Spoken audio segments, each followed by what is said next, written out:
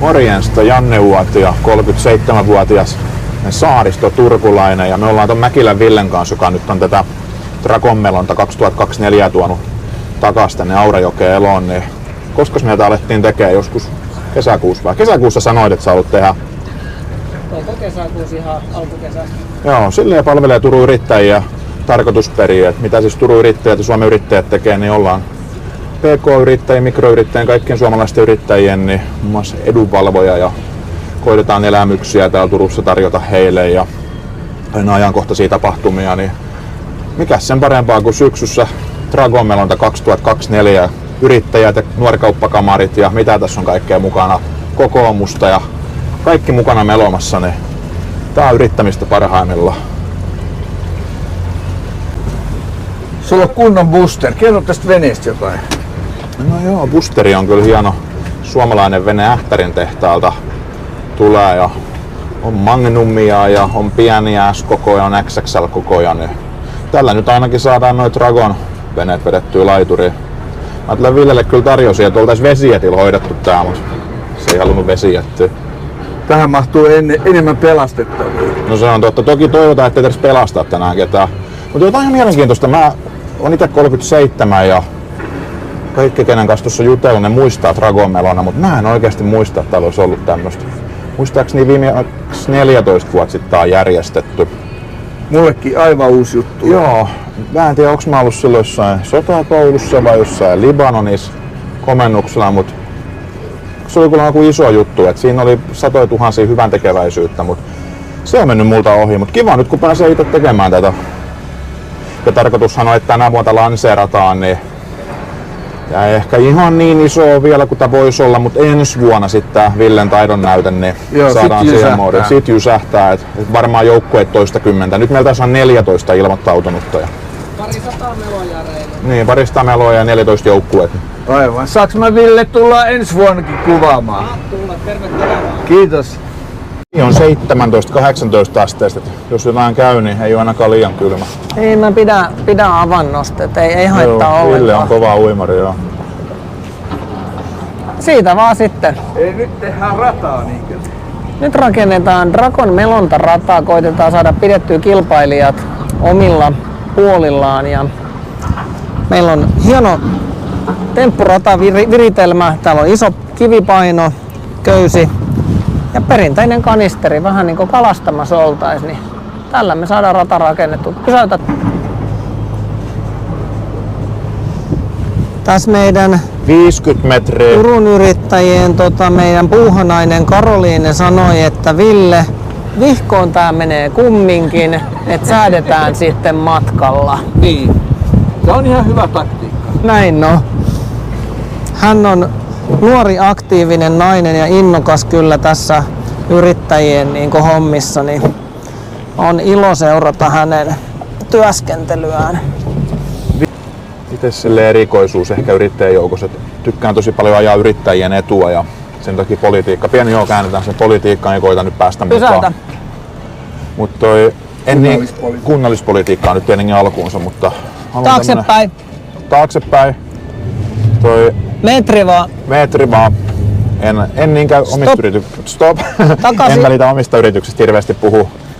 Kun en oikeastaan Siinä kun pidät paikalla. Mä keskityn auttaa muita, muun muassa yrityskummina täällä Varsinais-Suomen alueella. Ja sitten hallituksissa koitan auttaa ihmisiä muun muassa rahoitusten saralla. Ja tosi paljon pro bonona työskentelen nykyään. Et enemmän vaimo on se, kenen bisneksiä koitetaan saada lentoon. Mutta itse keskityn nauttimaan veneilystä ja vesijätteilystä, hyvistä kuubalaisista sikareista. Ja nyt niin, nimenomaan. Ja muiden auttamisesta. Niin se on nyt ainakin sopinut tähän mulle elämäntilanteeseen toistaiseksi.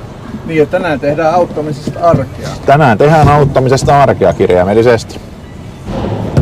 2 vuotta sitten Mäkilän Villen kanssa, niin silloin me tehtiin kauppatoriavajaishanke. Se oli nimeltä Turun tähden. Siinä luovutettiin 4 uutta tämmöistä Wolgofein tähteä Turkuun. Niin. Mutta se ei liittynyt tosiaan Aurajokeen mitenkään. Että lämmin fiilis aina Villen kanssa touhuta, mutta nyt kyllä tähän saakeli kylmää on. Oikein huomaa, että alkaa virta loppumaan tästä kesästä. Et jos vielä eilen oli ilman paitaa terassilla, niin kyllä nyt on jo kylmä. Joo, nyt on jotain. Miten sun koneet näyttää lämpötilaa? Veden lämpötila on 17 ja ilman lämpötila on 15. Okei. Toi ääni muuten äsken tossa metri vasempaa tuossa on Fuga, meidän uusi toi konserttitalo rakentumassa. Aha, okei. Tässä on paljon ravintolalaivoja ympäriinsä, niin just tästä vaikka 20 solmua meet veneellä, niin siellä ei ruoka kenelläkään maistu sen jälkeen. Niin. Tuli on 11 kilsaa Ruissaloon asti ja sit päästään vähän voimallisemmin menemään kohti Vepsää. Turku on ihan hieno tästä kuvakulmasta. Aina hieno kotikaupungissa painaa siltoja alta ja kun näkee liikennettä, niin Aivan. siinä vaan on jotain hienoa. Nyt ehditään tekee pieni saaristo sightseeing tästä ennen kuin alkaa Dragon melonta. Siinä on kuuluisa Ukko-Pekka, mistä moni on nyt kuullut varmaan Suomessa. Mä en ihan nyt muista sanasta sanaa, mutta taisi olla niin, että Turun kaupungilla ja omistajalla tuli joku ongelma tämän satamapaikan kanssa, niin tää on viimeinen vuosi, kun tää liikennöi. Ja olikohan se 60-luvulta lähtien, niin se on mennyt täällä edestakaisin Naantaliin asti toi Ukko-Pekka. Okei, ja vielä toimii. Joo, se oli viimeinen kesä näillä näkymin. Jos Turusta jotain täytyy tietää, niin toi tossa on toispuolijokkea ja toi tossa on täällä puolijokkea. Mihin toi perustuu, niin tuo meidän selän takana on Turun tuomiokirkko, niin se missä on tuomiokirkko, niin se on täällä puolijokkea. Ja föri päivittäin tossa vie ihmisiä edestakaisin. Ja täällä on aina hyvä muistaa, kun veneilee tai jetteilee tai mitä tekeekään, niin me ollaan väistämisvelvollisia. Et kun se lähtee tulemaan, niin me väistetään sitä. Okei. Eli me ei olla kummallakaan puolella jokkea, nyt me ollaan keskellä jokkea. Me ollaan keskellä jokkea, joo. Mä en tiedä, onko se mikään sanonta, mutta siitä tunnistaa turkulaisia, että se tietää mikä se on, tois vai täällä. Ja tää föri on tämmönen lautta. Joo. Ihan en muista mistä vuodesta lähtien liikennöinyt, mutta sitä on modernisoitu tässä vuosien aikana. Ja sieltä taisi joku sähköakustokin olla tukena propulsioon varten tällä hetkellä. Niin se on yksi nähtävyys. Ja sitten tuolla on, minkä varmasti moni muukin kuin turkulainen tietää, niin funikulaari. Ootko kuullut? On, sen on kuullut, mutta en ole käynyt. Joo, sun täytyy käydä siellä ennen kuin... Onko se siellä Kakolan? Joo, no nyt se on puiden takana, mutta se vie Kakolaan ylös. Et jos siis föri vie joen yli, niin funikulaari vie tuosta alhaalta ylös Kakolalle. Okei. Miksi se tunnetaan, niin se on vähän surullisen kuuluisa kapistus. Se hajosi aika pahasti silloin alkuvuosina ja kai se on nykyisinkin jatkuvasti rempassa. Okei.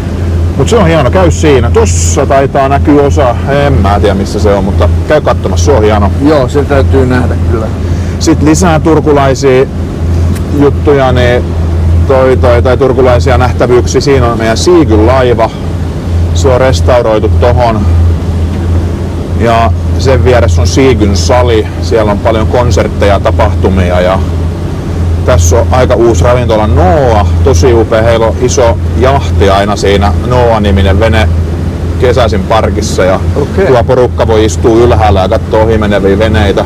Hyvän näköinen paikka. Joo, ei tosiaan nyt ei näytä parhaimmalta, mutta kun on 25-asteinen kesäpäivä, niin siellä on porukkaa. Siellä on porukkaa ja kiva katsoa veneitä. Turkuun on saunalauttoja alkanut tosi paljon tulemaan. Meillä on siellä on yksi. Joo, Turun yrittäjiä, ainakin toinen muistaakseni oli, niin siitä on tullut kans ihan hieno nähtävyys, että porukka haluaa lähteä tuohon Airistölle. Siksi pitää hallituksen kokouksia. Siinä on tää kuuluisa kauhean olo, kun ei muista näitä taideteosten nimiä, mutta monessahan paikkaa kun Turkuun kuvataan, niin tää... Mikä toi nyt sit onkaan taideteos, vesiputous näkyy aina. Ihan hieno, siellä on niinku valaanpyrstö tai kalanpyrstö vai mikä siinä on? Joo, ja siellä näkyy meidän vanha Turku Energiaan piippu, eli Fibonacin numerosarja. Olisiko se 90-lukua, kun oli taidejuhlavuosi Turussa, niin noin numerot laitettiin tonne ja monihan kummastelee, että mitä ne on, niin no Fibonacin numerosarja. 1+1 on 2, 1+2 on 3, 2+3 on 5 ja niin edelleen. Okei. Ja tässä on Seagalli. Seagyn laiva, joo. Seagyn sali sen takana. Suomen Joutsen. Vanha purjehdusopetuslaiva. Siellä on kaupungin vastaanottoja kesäisiä. Nyt kun oli esim. Tää Down by the laituri. Anteeksi toi mikäs tää nyt oli? Toi Townships Race tänä vuonna, niin siellä oli kaupunki aloitti tapahtumaan tuolla ja siellä ihmiset pitää häitä ja Toinen erikoinen nähtävyys on tuo Boore-laiva tuossa vähän matkan päässä. Hauska yksityiskohta tuosta Booresta. Se on siis hotellilaiva ja tiedätkö semmonen yhtye kuin Wasp? Ootko Waspista On kuullut, joo. Se Douglas Blair, sen kitaristi, niin se asuu tuolla. Ihan totta. Joo. En tiedä miten hän on Turkuun päätynyt ja Boorelle, mutta hänellä on siellä ihan oma pysyvä hotellihuone ja hän pitää majapaikkaa siellä. Sitten jotain vanhaa merivoimien kalusto, oliko toi Karjala-niminen miinalaiva ollut ja sitten siellä on Forum Marinum, missä on museoituna paljon sotilaskalustoa ja meripelastuskalustoa. Tämä on nyt se Boore, missä Waspin kitaristi Douglas Blair asuu. Joskus se vilkuttelee ihmisille sieltä. Vilkutetaan Waspin kitaristille. Kato, joku siellä sulle vilkuttaa. Joo. Tuolla taustalla näkyy Turun linna, niinkö? Joo. Siinäkin paljon historiaa taustalla. Juhana Herttua siellä joskus asustellut vaimonsa kanssa. Muistaakseni kun vanhoja karttoja katsonut 1500, 1600, 1700-luvulta, niin tosiaan tää satama ei tällä tavalla ollut. Tai pikemminkin se, niin kuin toi Niemennokka oli yhtä kuin toi linna. Et kaikki mitä tässä näkyy on rakennettu ihan viimeisen 100 vuoden aikana. Tässä on meidän siis vielä nykyinen tämä satama, mistä Viking Lineit ja Siljat lähtee. Ja tääkin on kehittymässä aika kovaa vauhtia tää alue. Sanotaan, jos 20 vuoden päästä tulet Turkuun, niin tääkään ei näytä tältä enää. Sitten on todella modernisoitu.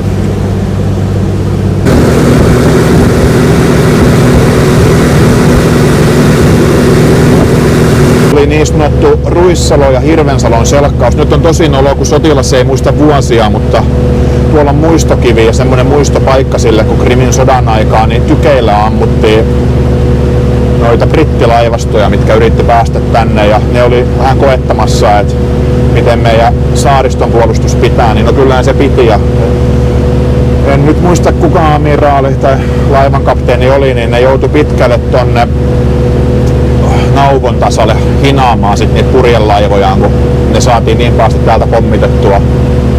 Et tässä on tosi paljon sotahistoriaakin tällä alueella. Ja siinä on nyt oikealla se Ruissalo ja vasemmalla on Hirvensalo.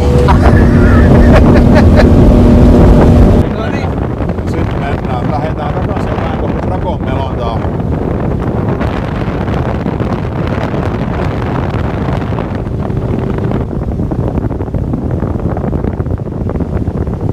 Teidän jokainen perämies on saanut tämmöiset kaulakortit ja jokaisella melojalla on myös henkilökohtainen lahjoituskortti siellä mukana. Aikaisemmin tämä hyväntekeväisyyskohde oli järjestäjän päättämä, esimerkiksi Lounais-Suomen syöpäyhdistys tai muu. Tällä hetkellä te jokainen meloja valitsette itsellenne sellaisen kohteen, mikä on teille henkilökohtaisesti kaikkein tärkein. Niitä kohteita on lähemmäs 400 erilaista ja homma tapahtuu niin, että siellä kortin sisällä on QR-koodi, puhelimen kamera auki, skannaa se ja sen jälkeen siihen ruutuun ilmestyy, että sulla on 10 euron arvoinen lahjoitus. Sitten sä valitset jonkun kategorian, olkoon vaikka lapset ja nuoret ja esimerkiksi Varsinais-Suomi ja voit antaa sen vaikka koulukiusaamisen ehkäisemiseen tai rintasyöpäpotilaille tai mille tahansa kohteelle, mikä on sinulle henkilökohtaisesti kaikkein tärkein. Siellä pari henkilöä jeesaamassa siihen veneisiin menemiseen.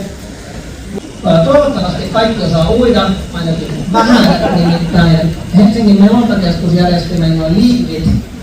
Ja hetken haukoin henkeä, niin kun meille luvattiin, että ne pitää pinnan 120 kiloa, mutta niissä lukee kaikista 40 kiloa.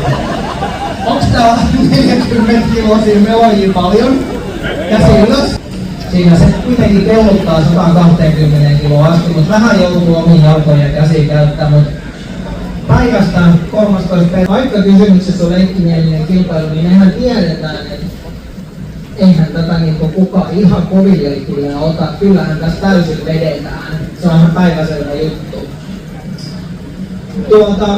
Vielä laiturille mentäessä, niin pitäkää huoli, että liivit ovat kiinni helposti.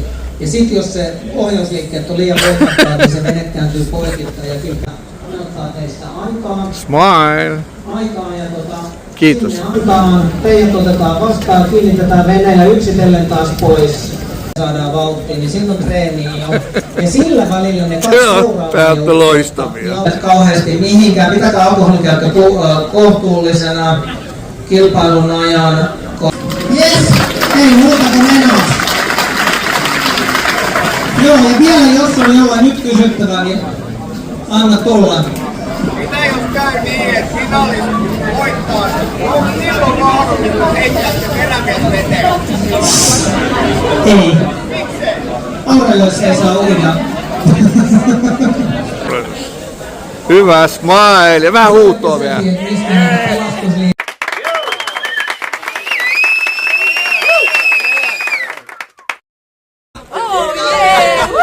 Hyvä aurinkoisen!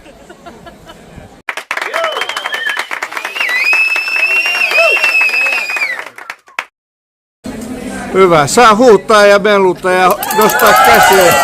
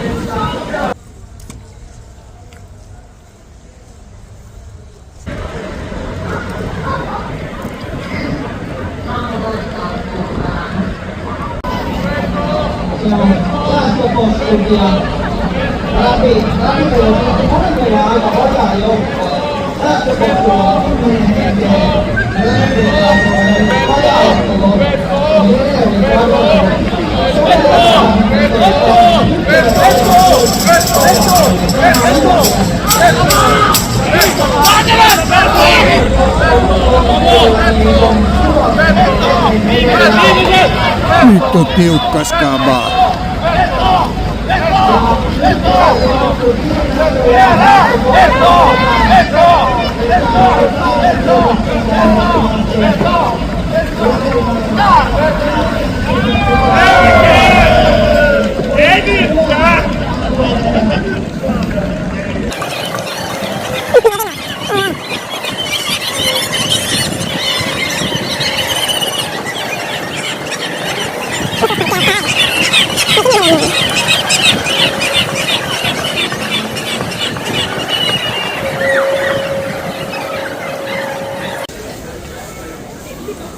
Sitten voisi ottaa pelastusliivejä tukemaan, kun edelliset jättää, niin toiseksi on Turun kokoomus ja Konepaja Häkkinen, perinteinen iso yritys Turun talousalueella.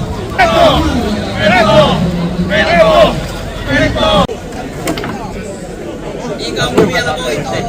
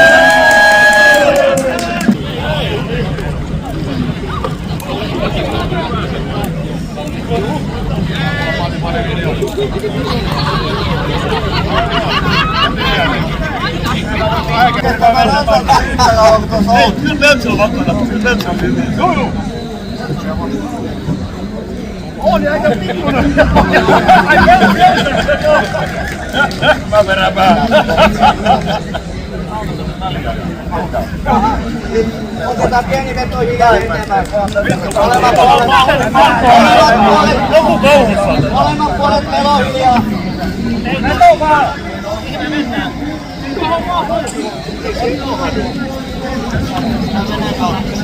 Kapteeni sanoo, että veto vaan, niin kapteeni veto vaan.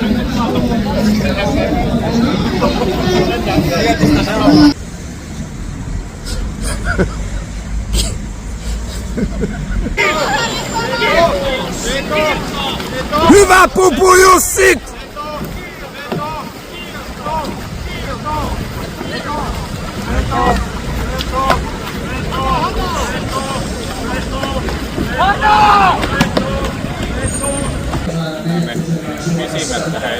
Saa heilua ja huutaa.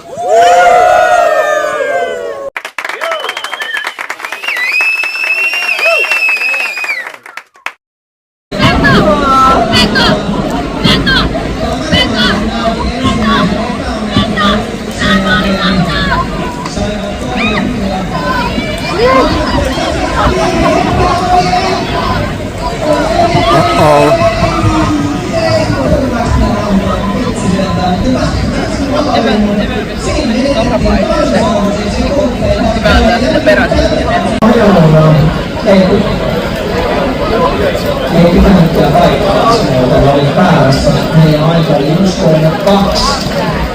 Eli sähköpassu ja maskitauhoja oli... Veto! Kaikki harjoittelee! Veto!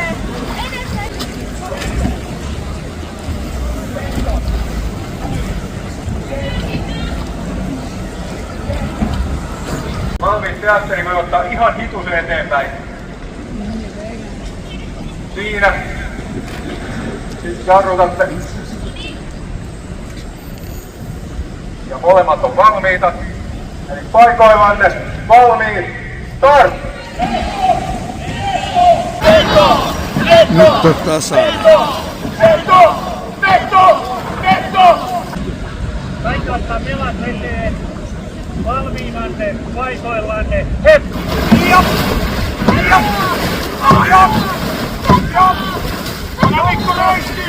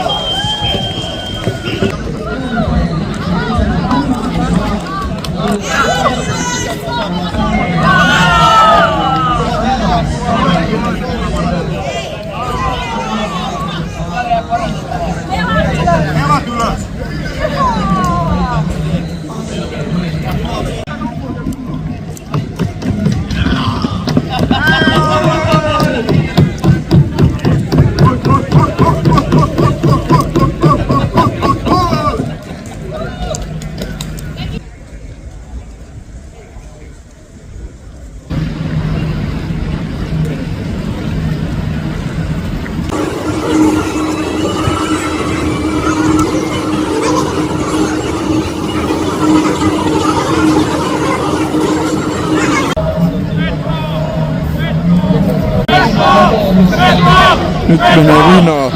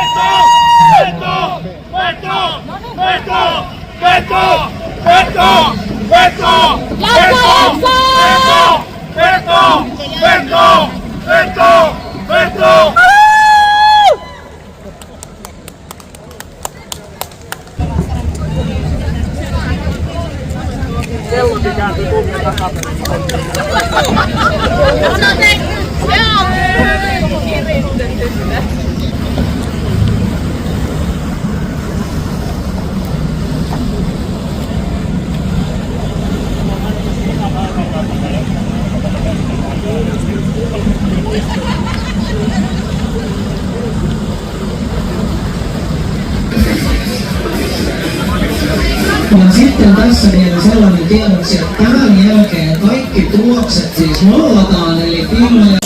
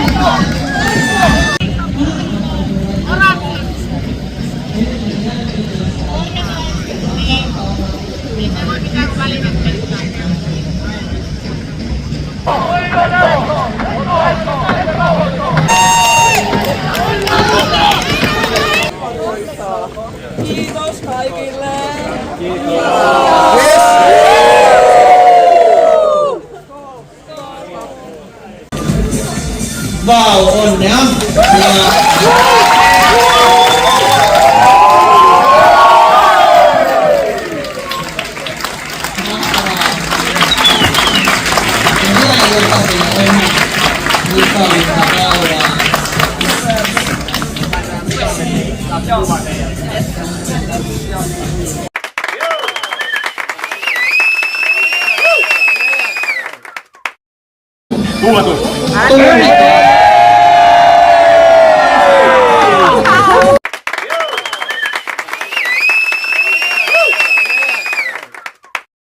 Super paljon kiitoksia Turun Yrittäjien puolesta, Maakauppakamarien puolesta ja kaikkien kilpailijat, kiitos tästä. Toivottavasti me nähdään teidät ensi vuonna uudelleen.